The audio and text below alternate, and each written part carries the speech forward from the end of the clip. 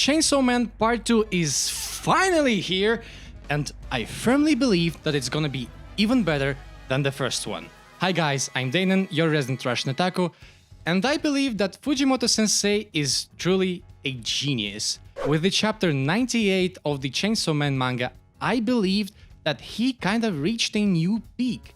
Here's what I mean.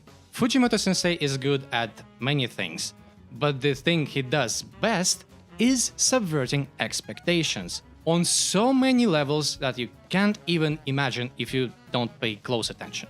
In this single chapter, he does it multiple times when it comes to characterization, sets up and payoffs, as well as invoking a certain feeling that he wants from us as readers. So what do I mean by that?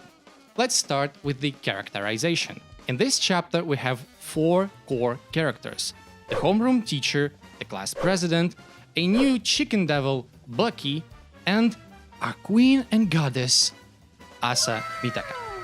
We know nothing about them when we first open the chapter, but Fujimoto gives us enough of an idea to understand what the character is all about, and then subverts our expectations by taking us on an emotional journey. The best example being the homeroom teacher.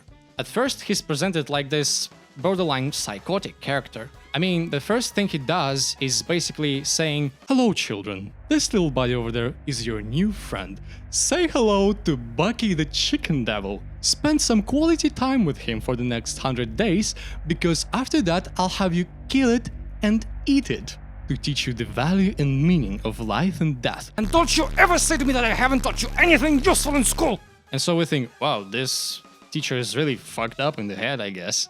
But then 100 days passes and the students are like, "Hey, teach, remember this little buddy, Bucky? He's our homie now, and homies are made for loving, not eaten." At least not literally.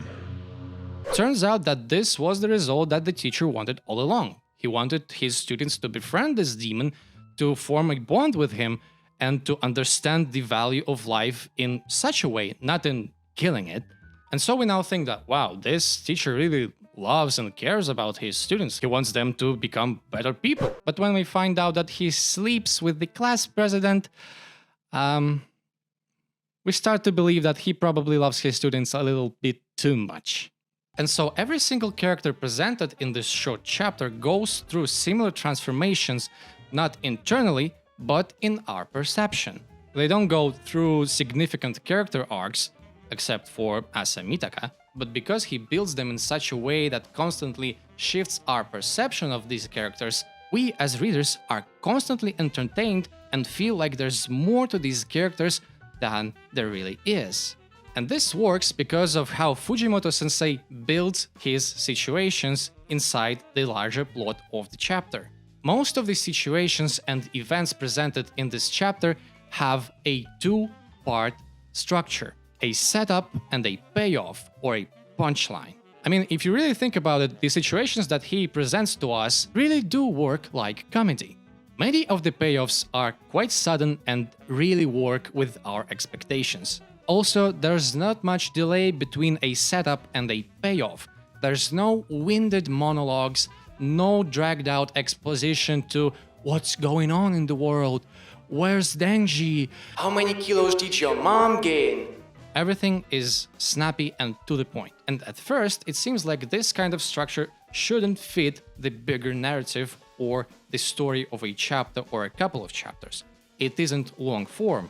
But Fujimoto avoids this problem by stringing all these events with each other. For example, the death of Bucky, spoiler alert by the way, is closely tied with Mitaka's development as well as with class president's line, which in turn is connected with the teacher's line, who circles back to Mitaka and Bucky.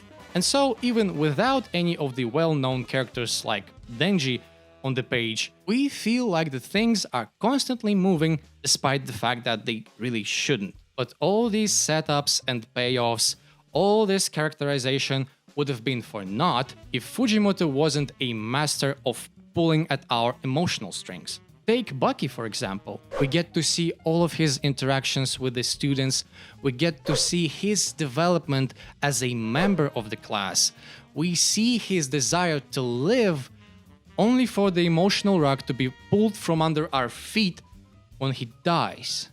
Spoiler alert, by the way. Similar thing with Mitaka. At first we get to understand and empathize with her disdain, anger and disgust towards the other people and the world as a whole. Then, as we get to know her a little better, we understand that she really wants to form human connections, to have a friendly relationship with someone, anyone, only for the hope for her development to be crushed when the class president, what a fucking bitch, betray her in the end. Only for us to get pumped and hyped when the war demon finally slashes that bitch in half. What a fucking journey in a single chapter.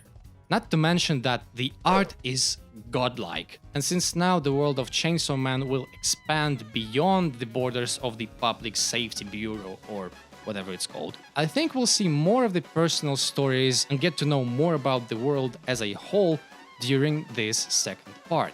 Also, looking at how this chapter was structured, I believe that Denji will also go through some development in the second part of the series, which makes me believe that this will be an even greater story than the original Chainsaw Man.